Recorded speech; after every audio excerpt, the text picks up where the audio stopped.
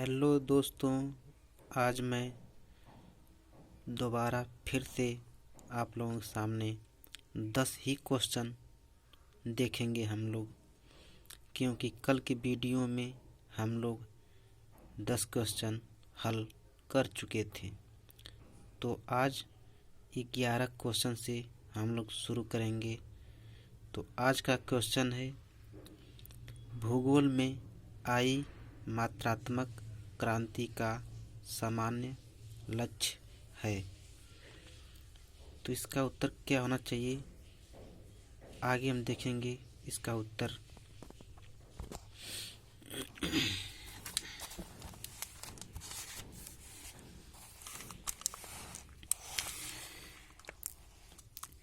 इसका उत्तर है ए।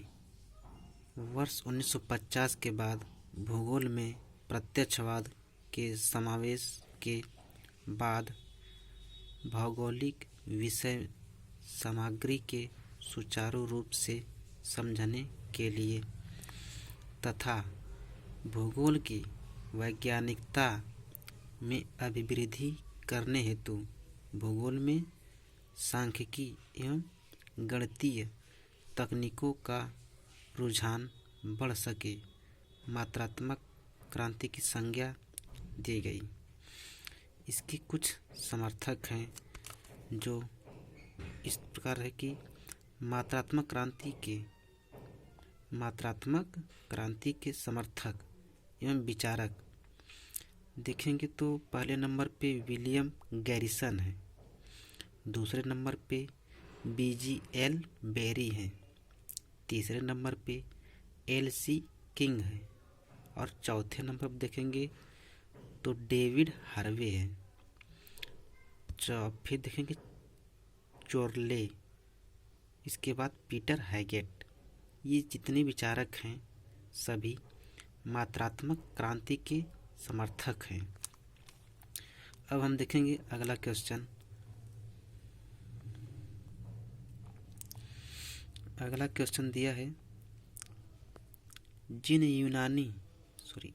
जिस यूनानी विद्वान का विचार था कि सारे इतिहास को भौगोलिक परिप्रेक्ष्य में तथा सारी भूगोल को ऐतिहासिक परिप्रेक्ष्य में परखना चाहिए।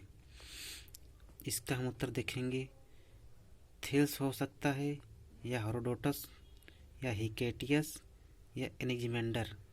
तो इसका हम उत्तर देखेंगे कि इसका उत्तर दिया है हेरोडोटस। अब इसके बारे में देखेंगे तो प्रसिद्ध यूनानी विद्वान हेरोडोटस ने सारे इतिहास को भौगोलिक परिप्रेक्ष्य में तथा सारी भूगोल को ऐतिहासिक परिप्रेक्ष्य में परखना चाहिए, ऐसा बोलते हैं। इनका मानना था सीधे सीधे कि सारे इतिहास को भौगोलिक दृश्य में देखना चाहिए और सारे भौगोलिक को ऐतिहासिक दृश्य में देखना चाहिए। और हेरोडोटस को इतिहास का पिता भी कहा जाता है।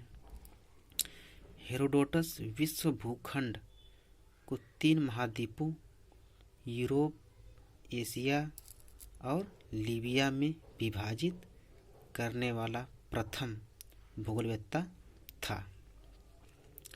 हेरोडोटस प्रथम भूगोलवेत्ता था जिसने कैस्पियन सागर को आंतरिक सागर माना। हेरोडोटस एक ऐसा विचारक है जिसने कैस्पियन सागर को आंतरिक सागर माना है और इसने पहली बार 3 महाद्वीपों के पूरे विश्व को 3 महाद्वीपों में बांटा। पहला यूरोप, दूसरा एशिया और तीसरा लीबिया। अब हम देखेंगे आगे क्वेश्चन। आगे क्वेश्चन देखेंगे तो इसमें सीक्वेंशियल ऑक्युपेंस की संकल्पना प्रस्तुत किया। किसने किया था? सीक्वेंशियल ऑक्युपेंस की संकल्पना प्रस्तुत किसने किया था? तो इसका उत्तर देखेंगे। आप लोग उत्तर देते जाइएगा अपने हिसाब से। ठीक, आगे देखते हैं इसका उत्तर क्या होगा।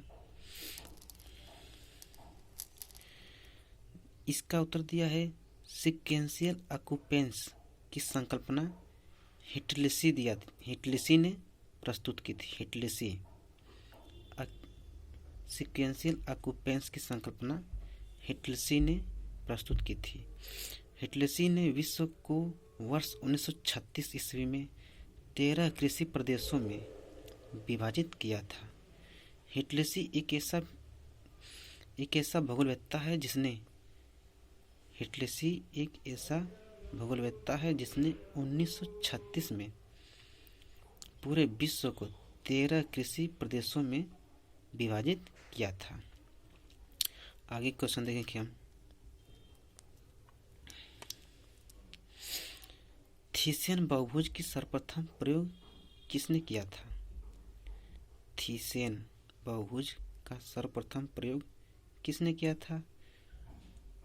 ये है इट्स ने, या बोग ने, या जोबलर ने, या हैगेट ने। हम इसका उत्तर जानने का प्रयास करेंगे। इसका उत्तर दिया है थीसियन बहुभुज का सर्वप्रथम प्रयोग बोग ने किया था।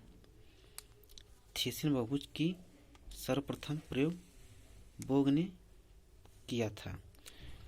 पीटर हैगेट की प्रमुख पुस्तकें हम देख लेते हैं। Locational analysis in human geography, ये सब जितने महत्वपूर्ण किताबें हैं पीटर हैगेट की, ये सब महत्वपूर्ण किताबें हैं। Locational analysis in human geography. दूसरा है ज्योग्राफी ए मॉडर्न सिंथेसिस, और तीसरा है मॉडर्न इन ज्योग्राफी, और चौथा है socio economics model in geography. अगर आप एक दिमाग लगा सकते हैं कि जिसमें मॉडर्न दिया है, आप उससे पीटर हैगेट को जान सकते हैं। और आगे चलते हैं। आगे का क्वेश्चन जो है घटते मापक के आधार पर मानचित्र का सही क्रम, जैसा कि हाईलाइट कर दिए हम इसको, जो कि बहुत महत्वपूर्ण क्वेश्चन है। अक्सर ये पूछा जाता है घटते मापक के आधार पर मानचित्र का सही क्रम क्या है। इसका हो जाएगा पहले भूसंपत्ति, स्थलाकृति, दीवारी, एटलस, इसका एक क्रम है। याद करने का हम जिसे बता सकते हैं एक ट्रिक इसका, कि पहले किसी व्यक्ति का भूसंपत्ति होता है, किसी व्यक्ति का भूसंपत्ति पहले होता है, उस पर जो घर बनते हैं वो स्थलाकृति, मतलब कोई न कोई आकृति के द्वारा ही घर बनता है। जब कोई आकृति बनेगी तो मतलब जाहिर सी बात है उसमें दीवार होगा, तो दीवार बनेगा। फिर एटलस, उसको किसी एटलस पे, भूभाग पे उसको दर्शा सकते हैं आप। ठीक, अब हम आगे क्वेश्चन देख सकते हैं। भूगोल सभी विज्ञानों की जननी है। भूगोल सभी विज्ञानों की जननी है, किसने कहा है? भूगोल सभी विज्ञानों की जननी है, किसने कहा है? किसका कथन है ये? आप इसको देखते हैं GIC प्रवक्ता 2018 क्वेश्चन है। भूगोल सभी विज्ञानों की जननी है, ये कथन किसने कहा है? अब हम देखेंगे, इसका उत्तर जानने का प्रयास करेंगे। तो इसका उत्तर दिया है भूगोल सभी विज्ञानों की जननी है, यह कथन रिचर्ड हटसन ने दिया है। रिचर्ड हटसन ने दिया है। भूगोल सभी विज्ञानों की जननी है, यह कथन रिचर्ड हटसन ने दिया है। रिचर्ड हटसन ने दिया है। अक्सर पूछा जाता है क्वेश्चन, बहुत इंपॉर्टेंट क्वेश्चन है। हम देखेंगे 20वां क्वेश्चन। जैसे आप देख सकते हैं कि एंटीपोड पत्रिका मतलब किस समस्या से संबंधित है, किस समस्या को बताती है? एंटीपोड पत्रिका समाज के निम्नलिखित लोगों में से किसकी समस्याओं को उजागर करता है? क्या शहरी धनी लोगों की समस्या बताता है, या राजनेताओं की समस्या बताता है, या पूंजीपतियों की समस्या बताता है, या गरीब एवं वंचित लोगों की समस्या बताता है? किसकी समस्या बताता है एंटीपोड पत्रिका?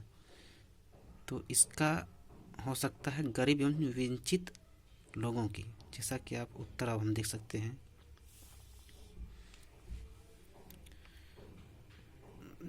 ठीक, डी गरीब एवं वंचित लोगों की। 1960 में क्रांतिकारी भूगोल का जन्म हुआ।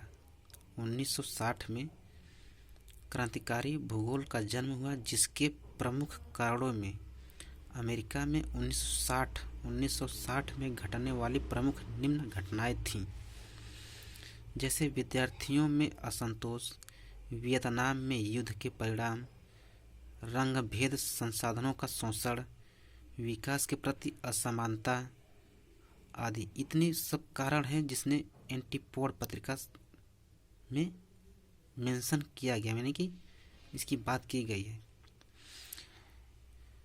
घटनाओं का परिणाम स्वरूप स्थानिक विश्लेषण के विरुद्ध, घटनाओं के विश्लेषण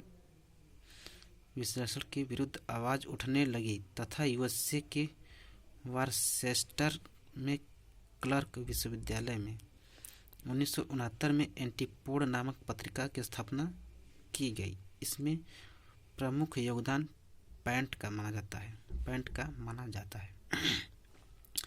जैसा कि आज हमारा 10 क्वेश्चन यहीं पे पूरा होता है। आगे हम देखेंगे कल का क्वेश्चन, जिसमें आप लोग उसका आंसर दे सकते हैं।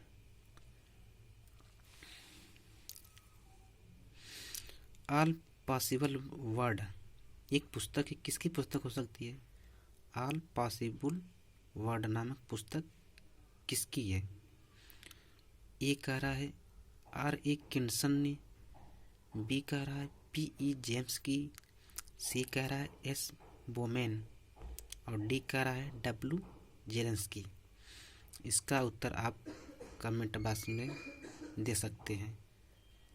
और इसी तरह आगे का क्वेश्चन देखने के लिए आगे का वीडियो इंतज़ार करिए, क्योंकि हम डेली प्रतिदिन हम 10 क्वेश्चन ही सॉल्व करेंगे और अच्छे से सॉल्व करेंगे विद एक्सप्लेनेशन के साथ। अगर आप इसको कंटिन्यू पूरा देखते हैं तो भरोसा रखिए कि आप परीक्षा क्वालिफाई कर सकते हैं। धन्यवाद।